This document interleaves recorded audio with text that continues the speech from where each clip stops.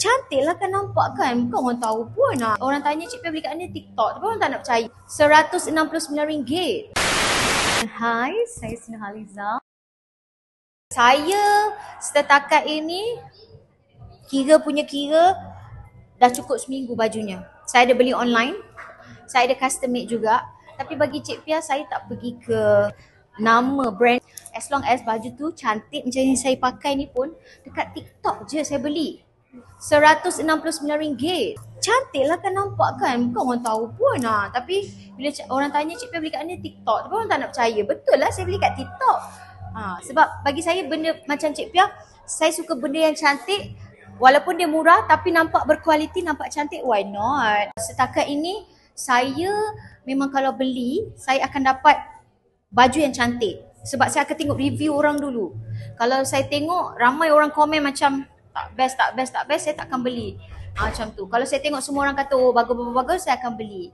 So far tak ada terkena lagi lah baju tak cantik saya dapat. Saya hanyalah manusia biasa. Saya hanyalah seorang yang punya impian untuk membahagiakan kedua ibu bapa saya. Tapi Alhamdulillah segalanya Allah dah susun cantik. Beri laluan untuk saya jadi seorang DJ.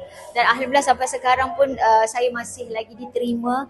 Dan mudah-mudahan rezeki itu terus berkekalan supaya saya dapat membahagiakan kedua ibu bapa saya. Itu sahaja sebenarnya.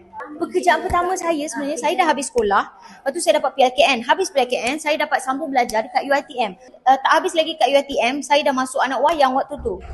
Lepas tu dah habis anak wayang, saya terus dapat audition pergi radio. Habis je tu, saya terus macam part time radio. Dan selepas itu dia macam non-stop, saya terus dalam bidang radio. So di situlah bermula dari saya pergi audition. Lepas tu dipilih part time, terus terpilih jadi DJ. Dan sampailah sekarang. Itulah mak saya cakap saya suka berangan seorang-seorang kat cermin. Berkata macam nak jadi artis sangat. Macam tu.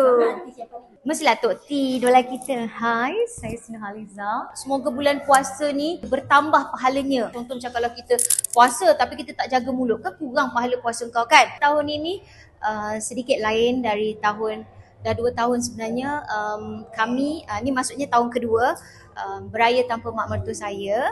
Agak lain sikit lah feel dia. Tapi bersyukur juga sebab saya dapat beraya lagi dengan mak ayah saya. Dan mak ayah saya dia dah pindah. Kalau dulu dia di Johor, sekarang dia dah memang menetap terus di Meru. Jadinya saya tak payah nak balik dengan nak tersangkut dalam jam. Kalau tidak dulu-dulu selalulah memang struggle lah kan setiap kali raya.